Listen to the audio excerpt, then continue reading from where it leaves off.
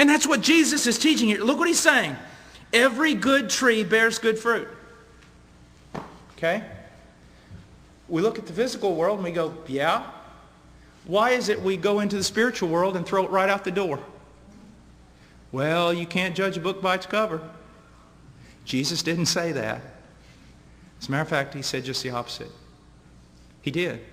He said, well, in fact, you can judge a book by its cover, in the same way that you know a tree by its fruit.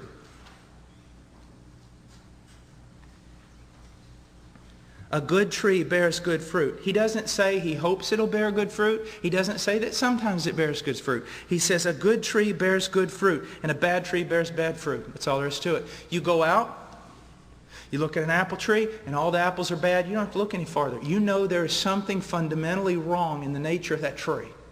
What that tree is wrong because its fruit's wrong. Same way, you go out and I don't know exactly what the bark of an apple tree looks like. And I'm not really sure what the leaves of an apple tree look like. But if I look at a tree that has apples on it, what do I say? It's an apple tree. Well, Paul, are you really well versed in the type of leaf that an apple tree has? No, I don't even need to know that.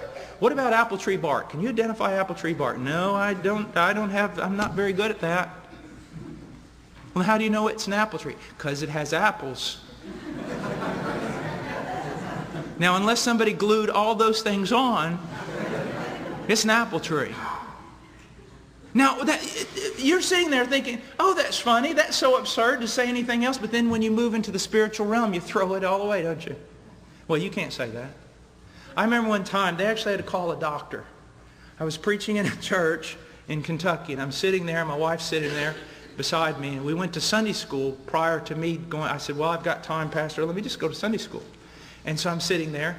And this guy's directing the Sunday school, and he said, pray for so-and-so. And then this new believer said, oh, I know that guy. Yeah, we need to pray for him. Man, he's lost. And then this other guy goes, you can't say that. And the young believer goes, what? He goes, who are you to judge? You can't say. And then everybody chimes in. Who are you to say he's lost? And he goes, the young believer goes, but the last time that the preacher went out to visit him, he almost whipped him, and he kicked him off the porch, and he said all kinds of cuss words to him, and he said anybody comes to talk to him about the gospel and all these different things, he's going to beat him up. Yeah, but you can't say he's lost. And I'm going. And my wife reached over and grabbed my leg that was going like 600 miles an hour. And I started sweating, and all of a sudden I started seeing blotches and everything. They had to call, honestly, this is not an evangelist story. They had to call a doctor. They took me, because I went nuts in there. I said, what's wrong with you people? Are you out of your minds? He beat the pastor up. He said, anyone who comes here talking about Jesus, I'm going to feed him to my pit bull. That doesn't look like fruit to me. And it's more than just a bad day. And he's done this for 20 years now. Yeah, but judge not. You know why people don't want you to judge other people? Because they don't want you to turn around judging them. Because they know if you do, they have no fruit. But Jesus, now, I want you to look at something. Verse 18.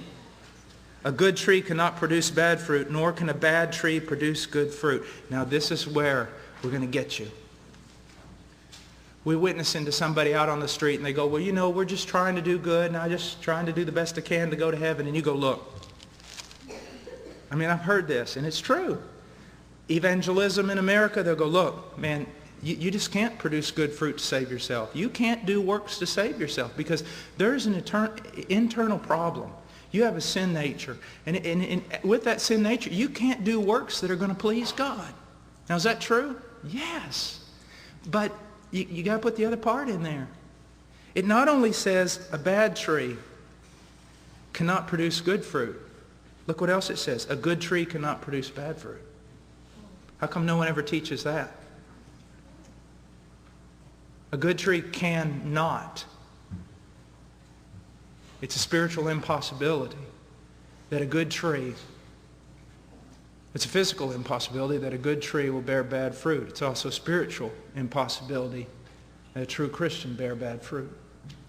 You say, now hold on, Brother Paul. You've already said that Christians sin and Christians can fall into sin. Yes, absolutely. But there is a difference, my friend, between a Christian struggling with sin, a Christian struggling with sin, repentant and broken with the reality of God working in his life, and God renews him, restores him, and puts him on the path, and you look at the full course of his life, not just a day, not just a month, but you look at the full course of his Christian life, and although you will see sin, you are going to see by and large a healthy tree with healthy fruit. The abundance of his life will be Christian fruit. You go out in the finest orchard in the land, to the finest tree, and you'll find some bad apples on it. But when you look at it, you go, this is a good tree. I mean, because it has literally thousands of healthy fruit. In the same way, it's talking about a style of life.